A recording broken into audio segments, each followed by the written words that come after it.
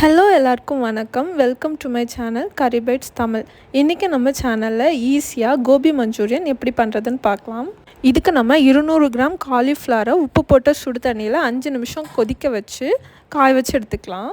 இப்போ நம்ம ஒரு பவுலில் 1/2 கப் மைதா மாவு, 1/4 கப் சோள மாவு, 1 டீஸ்பூன் காஷ்மீரி மிளகாய்த்தூள், 1/2 டீஸ்பூன் மிளகுத்தூள், 1/2 டீஸ்பூன் உப்பு சேர்த்து இதை நல்லா கலந்துக்கலாம். இதெல்லாம் நல்லா கலந்து வந்தோடனே நம்ம இதில் ஒரு 1/2 கப் தண்ணியை கொஞ்சம் கொஞ்சமாக சேர்த்துக்கலாம். ஒரேடியாக சேர்க்கக்கூடாது. கொஞ்சம் கொஞ்சமாக இது மாதிரி விட்டு கலந்து விட்டுட்டே இருங்க. இதில் கட்டி கட்டியாலாம் வரக்கூடாது. அதனால் நல்லா கலந்து விட்டுட்டு இப்போ நம்ம ஸ்பூன்லேருந்து கீழே விட்டோன்னா அந்த ஷேப் அதில் வரணும். இந்த மாதிரி பதத்துக்கு வந்தோடனே இதில் நம்ம ஒரு காலிஃப்ளவர் வச்சு பார்க்கலாம். பார்த்திங்களா, நல்லா கோட் ஆகுது. இந்த கன்சிஸ்டன்சிக்கு வந்தோடனே காலிஃப்ளவரை அதில் மேரினேட் பண்ணி வச்சுக்கலாம். இப்போ நம்ம 3 பல் பூண்டு, 1 இன்ச் இஞ்சி, 1 மிளகாய், பாதி குடை மிளகாய், அப்புறம் பாதி வெங்காயம், அப்புறம் ஸ்ப்ரிங் ஆனியனில் உள்ள வெங்காயம் பகுதி, இது எல்லாத்தையுமே நம்ம ஃபைனாக குட்டி குட்டியாக நறுக்கி வச்சுக்கலாம். இப்போ நம்ம ஒரு எண்ணெய் சட்டியில் எண்ணெயை சூடு பண்ணி, எண்ணெய் சூடானதும் நம்ம ஏற்கனவே மேரினேட் பண்ணி வச்சுருக்க காலிஃப்ளவரை ஒவ்வொன்றா இதில் போட்டுக்கலாம். மீடியம் ஃப்ளேமில் இதை நம்ம பொரிச்சு எடுத்தோன்னா பொரிக்கிறதுக்கு ஒரு 5 நிமிஷம் போல் ஆகும். இது மாதிரி நம்ம கோல்டன் கலரில் நல்லா மொறுன்னு வந்தோடனே நம்ம இதை எண்ணெயிலேருந்து எடுத்து ஒரு டிஷ்யூ பேப்பரில் வச்சுக்கலாம். இப்போது எண்ணெயெல்லாம் டிஷ்யூ பேப்பர் அப்சர்வ் பண்ணி இன்னும் நல்லா கிறிஸ்பியாயிரும். இப்போ இன்னொரு பேனில் நம்ம ஒரு குழிக்கரண்டி நிறைய எண்ணெயை விட்டு இதில் ஏற்கனவே நறுக்கி வச்சுருக்கோம்ல பூண்டு, இஞ்சி, அந்த ஸ்ப்ரிங் ஆனியன், அப்புறம் மிளகாய், அப்புறம் வெங்காயம், இதெல்லாம் போட்டு நல்லா வதக்கிக்கலாம்.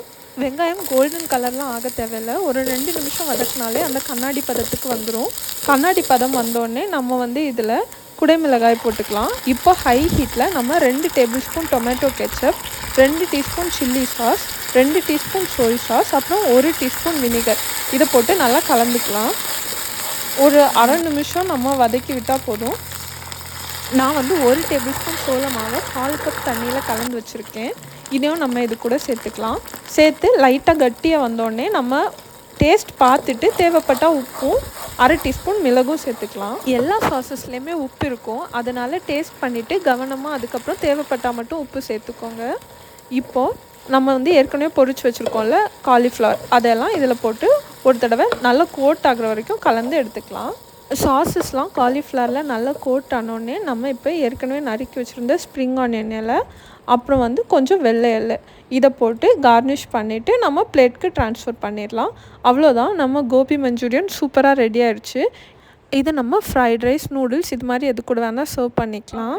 இந்த வீடியோ உங்களுக்கு பயனுள்ளதாக இருந்திருக்கும்னு நான் நம்புகிறேன். வீடியோ பிடிச்சிருந்தா கரி பைட்ஸ் தமிழ் சேனலுக்கு சப்ஸ்கிரைப் பண்ணிக்கோங்க. உங்கள் ஃப்ரெண்ட்ஸ் கூட ஷேர் பண்ணுங்கள். நன்றி.